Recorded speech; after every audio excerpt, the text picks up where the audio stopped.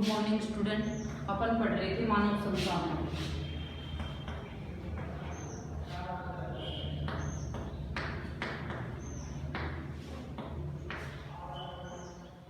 मानव संसाधन में अपन ने कल क्या पढ़ा था? जनसंख्या घनत्व। तो जनसंख्या घनत्व कैसे ज्ञात करते हैं?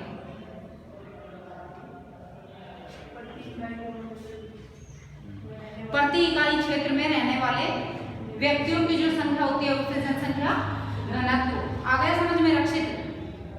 प्रति इकाई क्षेत्र में इसे प्रति वर्ग किलोमीटर क्षेत्र में मापा जाता है, ठीक है ना। अब ये चीज मापक तुम्हें जरूर याद रखना है। जैसे भारत का जनसंख्या घनत्व कितना है करण? और राजस्थान का 201, ठीक है। तुलनात्मक तुम्हें याद रखना है। सबसे अधिक जनसंख्या घनत्व कौन सा राज्य का है? बिहार का कितना है? 1104, 1102 दे रखा है, ठीक है। और सबसे कम अरुणाचल प्रदेश, जिसका 17 है, 17 व्यक्ति प्रति वर्ग किलोमीटर क्षेत्र में। और राजस्थान में सबसे अधिक जनसंख्या घनत्व कहाँ का है? जयपुर का। और सबसे कम जैसलमेर का, ठीक है। ये चीजें तुम्हें याद रखनी है। अब आगे है साक्षरता दर, ठीक है। अब साक्षरता दर में जिस प्रकार से अपन ने जनसंख्या वृद्धि पढ़ा है, जनसंख्या घनत्व पढ़ा है, इसी प्रकार से साक्षरता दर। अब साक्षरता दर से क्या तात्पर्य है कि कितने व्यक्ति साक्षर हैं, ठीक है। टोटल जनसंख्या पर कितने व्यक्ति साक्षर हैं। अब साक्षर किसे कहेंगे? साक्षर उसे कहेंगे 7 साल या उससे अधिक का कोई भी व्यक्ति जो किसी भी भाषा में लिखना और पढ़ना जानता हो, उसे साक्षर कहेंगे, ठीक है। साक्षर किसे कहेंगे? अपने मानक मान रखा है गवर्नमेंट ने कि 7 साल या उससे ऊपर का जो व्यक्ति है, जिसको किसी भी भाषा में, ये जरूरी नहीं है अपने हिंदी या इंग्लिश, कोई भी किसी भी भाषा में उसको लिखना और पढ़ना आता हो, वो साक्षर कहलाएगा, ठीक है। अब साक्षरता की दर देखेंगे अपन। तो दर कैसे निकालते हैं? टोटल व्यक्तियों पर साक्षर कितने हैं, ठीक है ना। जैसे वितरण जनसंख्या में पढ़ा था, वितरण में कि टोटल व्यक्तियों की जैसे जनसंख्या है, टोटल जनसंख्या अपने भारत की कितनी है? लगभग 121 करोड़ लोग हैं। अब इनमें से साक्षरता दर कितनी है, ठीक है। अब जैसे अपन ये मान लेते हैं लगभग 74% साक्षर लोग हैं टोटल में, ठीक है, जिनमें से महिलाओं की दर कम है और पुरुषों की दर। अब इनमें भी जैसे टोटल औसत तो क्या है, मैंने एक आइडिया माना है, समझ लो 74% है या 75%। तो इसका मतलब क्या हुआ कि 100 लोगों में से सिर्फ 74 या 75 लोग ही पढ़े हुए हैं, ठीक है ना। अब इनमें से अपन 74 तो औसत हो गई, उसके बाद अलग अलग जैसे स्त्रियों की साक्षरता दर कितनी है और पुरुषों की कितनी है, ये अलग अलग निकालते हैं। तो अपने भारत में शुरू से जब अपन आंकड़े देखेंगे 2011 तक, तो उसमें आप देखोगे कि महिलाओं की जो स्थिति है या महिलाओं की साक्षरता है वो कम है, ठीक है। कम के अलग अलग कारण हैं, वो जैसे अपन ने पीछे भी पढ़े थे कि मुख्य कारण क्या क्या है कि महिलाओं के, जैसे अपने यहाँ एक तो रूढ़िवादिता विचारधारा आ है। रूढ़िवादिता से क्या फर्क पड़ता है कि जैसे इसमें क्या होता है कि लड़कों को ज्यादा अहमियत दी जाती है लड़कियों की अपेक्षा। तो अब भी आप जैसे, अब तो फिर भी थोड़ा चेंज हो गया है कुछ %, लेकिन अब भी आप ग्रामीण क्षेत्र में जाओगे, लड़कियों को सिर्फ ये मानते हैं कि लड़कियां तो सिर्फ घर का काम करने के लिए ही होती हैं, उनको पढ़ाई लिखाई से कोई मतलब नहीं है, ठीक है। अब धीरे धीरे सोच बदल रही है। पहले प्राचीन काल के जब अपन पहले के आंकड़े देखेंगे तो उसमें आप देखोगे कि लड़कियों की जो साक्षरता है वो बहुत ही कम थी पुरुषों की अपेक्षा, और अब भी कम है, ठीक है ना। अब भी कम है, लेकिन अब थोड़ा सा चेंज हुआ है कि अब जैसे लड़का और लड़की में जो पढ़ा लिखा, साक्षरता इसीलिए, साक्षरता का महत्व इसीलिए है कि साक्षरता के द्वारा मनुष्य का शारीरिक, मानसिक, बौद्धिक सारा विकास साक्षरता के द्वारा होता है, शिक्षा के द्वारा होता है, ठीक है। तो इसीलिए देखो पढ़ा लिखा जो वर्ग है वो लड़के लड़कियों भेद नहीं करता ना, लड़कों और लड़कियों को आपके साथ जैसे पढ़ते हैं तो लड़कियां भी आपकी क्लास में पढ़ती है। पहले ऐसा नहीं था, पहले जब रूढ़िवादिता थी या साक्षरता की दर कम थी तो उसमें ये क्या माना जाता था कि लड़कियों को तो सिर्फ घर का काम करना है, पढ़ाई लिखाई से कोई मतलब नहीं है। ठीक है, अब ये है साक्षरता दर। अब देखो अपन इसमें पढ़ लेते हैं। साक्षरता किसी जनसंख्या का बहुत ही महत्वपूर्ण गुण है। स्पष्टतः केवल एक शिक्षित और जागरूक नागरिक ही बुद्धिमत्तापूर्ण निर्णय ले सकता है। इससे क्या मतलब हुआ कि बुद्धिमत्तापूर्ण निर्णय से कि शिक्षा के द्वारा मनुष्य की बुद्धि का विकास होता है, तो वो अच्छे और बुरे में अंतर करना सीख जाता है। कोई भी बात आसानी से, जैसे ये कहते हैं ना कि ये तो पढ़ा लिखा समझदार व्यक्ति, ठीक है ना। तो शिक्षा के द्वारा लोगों का देखो वैज्ञानिक बनते हैं, कोई इंजीनियर बनता है, कोई डॉक्टर बनता है, कोई ये शिक्षक बनता है, अलग अलग प्रोफेशन में जाते हैं ना। तो वो पढ़ाई के द्वारा जितना अपना जैसे माइंड डेवलप होता है, बिना पढ़े अपन को तो पता ही नहीं लगेगा कि सिर्फ घर का काम क्या, वहाँ 4 दीवारी तक सीमित रह जाते हैं, पता ही नहीं चलता दुनियादारी में क्या हो रहा है, ठीक है ना।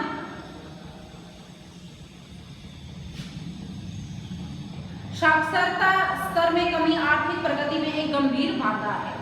अब जितनी अधिक साक्षरता दर होगी जिस देश की, उतनी ही अधिक वो आर्थिक रूप से सुदृढ़ रहता है। क्यों? कारण बता सकते हो? क्योंकि देखो जो पढ़ा लिखा वर्ग है ना, वो कोई भी काम जैसे आसानी से कर सकता है, टेक्निकल भी कर सकता है वो, और ये बौद्धिक कार्य क्षमता भी उसकी डेवलप होती है, शारीरिक कार्य क्षमता भी। तो उससे क्या होता है कि जो देश का आर्थिक विकास है वो काफी हद तक, इसीलिए देखो अपन देखते हैं कि जहाँ साक्षरता दर अधिक है वो राष्ट्र विकसित मिलेंगे आपको। 100% साक्षरता दर वाले जो राष्ट्र है ना वो विकसित मिलेंगे। जैसे अपन आगे भी पढ़ेंगे, अब जैसे विश्व का नहीं, आपके में तो भारत का है, विश्व के संदर्भ में देखें जैसे जापान है, टेक्नोलॉजी में पूरे विश्व में नंबर 1 पे है ना जापान में साक्षरता दर 20%, ठीक है ना। तो जितना अधिक साक्षरता दर उसकी अधिक होगी, उतनी ही वो आर्थिक रूप से सुदृढ़ होगा, उसमें रोजगार के अवसर को खोज लेता है साक्षर व्यक्ति, ठीक है ना। अलग अलग तकनीक का विकास करके वो अलग अलग अवसर प्राप्त करता है रोजगार के। 2011 की जनगणना के अनुसार एक व्यक्ति जिसकी आयु 7 वर्ष या उससे अधिक हो, जो किसी भाषा को समझकर लिख या पढ़ सकता है, उसे साक्षर की श्रेणी में रखा जाता है। अब कई बार 1 नंबर का क्वेश्चन पूछ लिया जाता है आपको कि साक्षर किसे कहते हैं, तो इसमें क्या लिखोगे आप? 7 वर्ष क्या मानक मान रखा है आपने यहाँ कि 7 वर्ष या उससे अधिक उम्र, ठीक है ना। कम से कम 7 साल का व्यक्ति, ये मानते हैं कि 7 साल का जो बच्चा होता है वो कोई किसी भी भाषा में जैसे समझकर लिखना और पढ़ना सीख सकता है। अब देखो अपने यहाँ स्कूल जाने की उम्र भी यही कर रखे है ना, 5 साल से ऊपर का ही बच्चा स्कूल जाए, गवर्नमेंट का रूल ये। फर्स्ट में 5 साल से, फर्स्ट से शुरू मानते हैं ना पढ़ाई। तो क्यों मानते हैं ये मानते हैं कि 5 साल से जो नीचे का बच्चा होता है वो कोई भी चीज जैसे सिर्फ याद कर लेगा, उसको समझ में कुछ भी नहीं आता है। अब जैसे ये ट्रेंड चल गया है, 2.5 साल का डाल दिया, 2 साल का डाल दिया, 3 साल का डाल दिया, लेकिन अब भी आप देखोगे जो गवर्नमेंट स्कूल हैं उनमें 5+ का बच्चा ही फर्स्ट में आएगा। अगर उसकी उम्र कम है तो आप फर्स्ट में उसको नहीं करवा सकते पहली क्लास, ठीक है ना। क्योंकि तभी मानते हैं कि बच्चा जैसे खेल खेल में सीखने की क्षमता उसमें उम्र के हिसाब से डेवलप होती है। जैसे अब देखो 14-15 साल का बच्चा 10th में आता है, कई बच्चे जीनियस होते हैं, वो स्पेशल है ना, उनसे गवर्नमेंट से परमिशन लेकर ही जैसे 12 साल का 10th कर ली, 10 साल के ने 10th कर ली, लेकिन उम्र के हिसाब से अगर आप क्लास में रहेगा ना बच्चा, तो ये मानते हैं उम्र के हिसाब से ही बच्चे का मानसिक विकास होता है। अब अपने यहाँ मैच्योर मानते हैं ना व्यक्ति कि 18 साल का व्यक्ति मैच्योर हो जाता है, उसमें हर चीज को समझने की और सोचने की क्षमता डेवलप हो जाती है, तो वो कोई भी निर्णय लेगा तो सोच समझ कर लेगा, यही मानते हैं ना। तो 18 साल ये क्यों मानते हैं? क्योंकि इस उम्र तक ये मानते हैं कि व्यक्ति में जो सोचने समझने की शक्ति है ना वो डेवलप हो जाती है धीरे धीरे। देखो आप देखते हो, अब आप 10th में हो, 10th में आप 10th की बुक पढ़ रहे हो, चाहे टीचर नहीं भी पढ़ाएगा ना तो भी आप कोई भी बुक पढ़ के समझ सकते हो ना। आपके मानसिक जो स्तर है वो इतना डेवलप हो गया कि अब आप कोई भी बुक पढ़ के समझ सकते हो या अपने भाषा में उसको समझा सकते हो। जैसे आपने मैंने ये कहा कि ये लेसन पढ़ लेना या मैं पढ़ा रही हूँ तो आपकी समझ में आ रहा है ना, आप अपने शब्दों में मेरे को बता रहे हो ना कि इसमें जैसे जनसंख्या घनत्व है, साक्षरता है, इसका क्या प्रभाव पड़ता है, इसके क्या समस्याएं हो रही हैं। तो ये आपने पढ़ के और सोचने के बाद ही तो ये निर्णय में पहुंचे कि जैसे जनसंख्या वृद्धि है इससे क्या समस्याएं हो रही हैं, लिंगानुपात है इसमें कमी से क्या समस्याएं हो रही हैं। तो आप जैसे मैंने कल आपसे पूछा तो आपने अलग अलग कारण बताए ना, बुक में 3 कारण दे रखे हैं लेकिन आपने और भी बताए ना, तो वो क्या नतीजा था, वो आपकी उम्र के हिसाब से जो मानसिक विकास जो आपका हो रहा है उसका नतीजा था। लेकिन अगर आप पहली क्लास, पहली, दूसरी और तीसरी, चौथी कक्षा तक आप देखोगे सिर्फ और सिर्फ बच्चा क्या करता है, अनुकरण करता है, वो खुद से कुछ भी नहीं सीखता। आपने ऐसे अनार सिखाया ना उसको तो वो ऐसे अनार ही बोलेगा, वो जैसे यूं नहीं कि भाई दूसरा कुछ सोच के बोल दे। और आपने अगर कह दिया जैसे गै से घड़ा सिखा दिया उसको, घै से घड़ा सिखा दिया उसको, लेकिन आपने ये कह दिया गै से तो गमला होता है, तो वो घै और घै में अंतर नहीं कर पा रहा ना। क्यों नहीं कर पा रहा, क्योंकि उसका मानसिक विकास नहीं हुआ है। फिर वो पहली से दूसरी कक्षा में आता है, फिर थोड़ा सा उसको अंतर समझ में आता है, उसका मानसिक विकास होता है ना उम्र के हिसाब से। तो ऐसे ही मैं ये बताना चाह रही हूँ कि जो 7 साल इसीलिए माना है कि बच्चे में खुद की सोचने समझने की शक्ति धीरे धीरे डेवलप होती है, ठीक है ना, वो एकदम से नहीं होती। तो 7 साल या उससे अधिक का बच्चा कोई भी जो किसी भी भाषा में, या तो उसकी क्षेत्रीय भाषा होगी या उसकी राष्ट्रीय भाषा, जो किसी भी भाषा में, ये जरूरी नहीं अब अपने उत्तर भारत में जैसे हिंदी चलती है, अब आप साउथ में जाओगे अपने भारत में ही, दक्षिण भारत में जाओगे, दक्षिण भारत में मोस्टली लैंग्वेज जो वहाँ की लोकल लैंग्वेज होती है, क्षेत्रीय लैंग्वेज जिसे बोलते हैं, वो चलती है। एजुकेशन भी उन्हीं में होती है, या तो इंग्लिश या क्षेत्रीय, जैसे जो प्रारंभिक शिक्षा है वो उनकी क्षेत्रीय लैंग्वेज में होती है। तो वो ये जरूरी नहीं कि आप ये कहें हिंदी या इंग्लिश में, नहीं, किसी भी भाषा में उसको लिखना और पढ़ना आता हो उसे ही अपन साक्षर कहेंगे। अब इसके बाद में है, देखो भारत की साक्षरता में धीरे धीरे सुधार हो रहा है। 2011 की जनगणना के अनुसार देश की साक्षरता दर 74.04%। 2011 के अनुसार कितनी है, 2011 के ही आंकड़े पढ़ रहे हैं अपन। एक तो ये बात ध्यान रखना, तुलनात्मक जब अपन को अध्ययन करना है तो ही 2001 के आंकड़े लेंगे, नहीं तो नहीं लेंगे। अब टोटल जनसंख्या साक्षरता दर कितनी है, 74.04।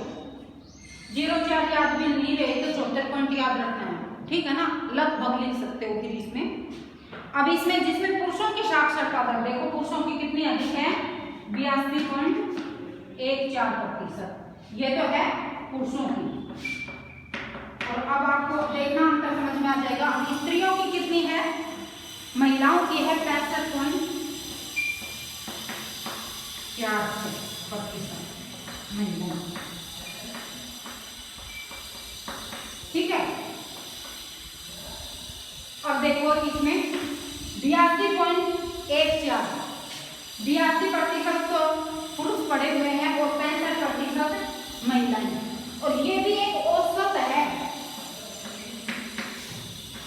कई क्षेत्र ऐसे हैं जिनमें साक्षरता इससे भी कम है महिलाओं की, और कुछ क्षेत्र ऐसे हैं जहां 100% है। सबसे अधिक साक्षरता दर भारत में कहाँ की है, केरल, 7% साक्षरता दर है। जो 2019 में जो साक्षरता दर आया उसमें तो केरल की है सबसे ज्यादा। हाँ, केरल की 2001 में भी शायद केरल की, उसमें 7% साक्षरता दर है लगभग, ठीक है ना। देखो इसमें 2011 की जनगणना के अनुसार सर्वाधिक साक्षरता वाला राज्य है केरल, जिसकी साक्षरता दर 93.91% है तथा सबसे कम साक्षरता दर है बिहार की 63.82। सबसे अधिक कहाँ की है? केरल की, जो लगभग 94% ही लगा लो, ठीक है। और सबसे कम कहाँ की है? ये आपको आंकड़े जरूर याद रखने हैं। बिहार की कितनी है? 63.82%। ये 64 लगा लो, ठीक है ना। तो ये तुम्हें याद रखना है कि सबसे अधिक कहाँ की है? केरल की। और सबसे, अब इससे क्या पता लगता है कि साक्षरता में कि वहां पर सिर्फ लगभग 6 व्यक्ति ही अनसाक्षर, मतलब बिना, जो अनपढ़ है, जो पढ़ना लिखना नहीं जानते। अब सबसे कम बिहार की है, वहाँ जनसंख्या सबसे अधिक, तो वो घनत्व कहाँ का है? बिहार का जनसंख्या भी अधिक में ही आती है, वो 5 राज्यों में, लेकिन वहाँ साक्षरता निम्न है। इसीलिए देखो जो ये बिहारी लोग हैं ना, ये टेक्निकल काम कम करते हैं और ये जो शारीरिक काम है ना वो ज्यादा करते हैं। लेबर के रूप में अपने, देखो बिहार कहाँ है? इधर पूर्वी क्षेत्र में है ना। बिहार से राजस्थान में, गुजरात में, हरियाणा में, पंजाब में, यूपी में मजदूर जो कैटेगरी मिलेगी ना, वो इन बिहारियों की, बिहारी, उड़ीसा वाले, इनकी मिलेगी, ठीक है। क्यों? क्योंकि वो साक्षर तो है नहीं, तो वो क्या करते हैं? लेबर के रूप में काम करते हैं, शारीरिक श्रम अधिक करते हैं। और फिर इतनी अधिक जनघनत्व अधिक है, वहां जनसंख्या अधिक है, तो एक तो वहां प्राकृतिक आपदाएं, प्राकृतिक आपदाओं में वहां बाढ़, हर साल बाढ़ आती है, ठीक है ना। तो इससे देखो अपने हर शहर में आप देख लोगे बिहारी लोग आकर बसे हुए हैं। क्यों? क्योंकि वहां पर रहने के लिए जगह नहीं है उनको। भूखमरी बहुत ज्यादा, भूखमरी तो होगी, साक्षरता दर कम है, रोजगार कम है, वहाँ प्राकृतिक आपदाएं ज्यादा होती हैं उस क्षेत्र में, और जनसंख्या अधिक है तो भूभाग कम है वहाँ, तो वो क्या करते हैं? दूसरे शहरों में जाकर बस जाते हैं। अब ये 2 चीजें तुम्हें याद रखनी है, सबसे अधिक साक्षरता है केरल की और सबसे कम बिहार की। भारत की औसत साक्षरता दर कितनी है? 74%, जिसमें पुरुषों की 82% और महिलाओं की 65%। ये तीनों आंकड़े आपको याद रखने हैं। उसके बाद में है राजस्थान में 2011 की जनगणना के अनुसार 3,89,70,500 व्यक्ति साक्षर हैं। राज्य की साक्षरता दर है 67.07। अब राजस्थान की साक्षरता दर कितनी है? राजस्थान की 67.07% साक्षरता है। अब इनमें देखो महिलाओं की तो बहुत ही कम है, इनमें पुरुषों की तो है 80%, 80% पुरुषों की है और महिलाओं की है 52%, या 53 लिख सकते हो आप, 53%। देखो कितने अंतर, कितना देख रहे हो ना। क्यों? क्योंकि एक तो यहाँ देखो मरुस्थलीय क्षेत्र है, दूसरा राजस्थान में रूढ़िवादिता बहुत अधिक है। अब भी आप ग्रामीण क्षेत्रों में जाओगे ना तो यहाँ पे रूढ़िवादिता अधिक है, इसीलिए देखो, जबकि इसमें भी कम अंतर है, भारतीयों में भी, पुरुषों और महिलाओं में, लेकिन यहाँ देखो कितना अंतर है, 80 और 53, ठीक है। राजस्थान में पिछले दशकों में साक्षरता दर में वृद्धि हुई है, किंतु अभी भी राजस्थान साक्षरता की दृष्टि से राष्ट्रीय औसत से पीछे है। अब राष्ट्रीय औसत कितना है अपना? 74%, लेकिन औसत पूरे राजस्थान की औसत साक्षरता कितनी है? 67%, ठीक है ना। तो राष्ट्रीय औसत का मतलब समझ गए ना कि जो राष्ट्रीय भारत का औसत जो जनसंख्या है, वो सॉरी साक्षरता है, वो 74% है, लेकिन राजस्थान की तो उससे भी कम है, 67%। राजस्थान में ग्रामीण क्षेत्रों विशेषकर महिलाओं में साक्षरता का अभाव है। अब राजस्थान में सबसे अधिक साक्षरता कहाँ की है? कोटा जिले की साक्षरता दर 77.48% है तथा सबसे कम है जालौर की 55.58। ये भी तुम्हें याद रखना है। सबसे अधिक साक्षरता कहाँ की है? राजस्थान में तो कोटा जिले की, और सबसे कम है जालौर की। ये याद रखना है। भारत में सबसे अधिक कहाँ की है? केरल की, सबसे कम बिहार। ये कंपैरिजन करके याद करोगे ना तो आसानी से हो जाएगा। राज्य में साक्षरता दर की वृद्धि हेतु चलाए गए कई कार्यक्रम जैसे साक्षरता अभियान, प्रौढ़ शिक्षा, सतत साक्षरता कार्यक्रम, बालिका शिक्षा पर विशेष ध्यान एवं प्रोत्साहन, निःशुल्क एवं अनिवार्य शिक्षा इत्यादि के कारण संभव हुई है। परंतु आज भी महिला साक्षरता दर पुरुष साक्षरता दर से बहुत कम है। अब बालिका शिक्षा को बढ़ावा देने हेतु विभिन्न योजनाएं चलाई जा रही हैं, जिनमें प्रमुख है कस्तूरबा गांधी आवासीय बालिका विद्यालय, ग्रामीण बालिकाओं को ट्रांसपोर्ट वाउचर, गार्गी पुरस्कार, आपकी बेटी योजना, देव नारायण छात्रा स्कूटी वितरण व छात्राओं को निःशुल्क साइकिल वितरण योजना व अन्य बालिका प्रोत्साहन प्रमुख योजना है। ठीक है ना। अब इनमें देखो, अपन ने पढ़ा कि अपने राजस्थान में औसत से भी कम साक्षरता है, लेकिन महिलाओं की स्थिति ज्यादा गंभीर है। अब इसके लिए सरकार ने जहां जहां जिन जिन, जैसे अपन तो राजस्थान के निवासी हैं, इसलिए अपन राजस्थान का ही वर्णन ज्यादा पढ़ते हैं। अपने सिलेबस में जैसे राजस्थान का ही लगा रखा है, भारत का और राजस्थान का, लेकिन इससे भी कम भी है। लेकिन अपने यहाँ महिलाओं की स्थिति काफी गंभीर है, साक्षरता काफी कम है, लगभग 50% ही लगा हुआ, 53 है तो 50% है।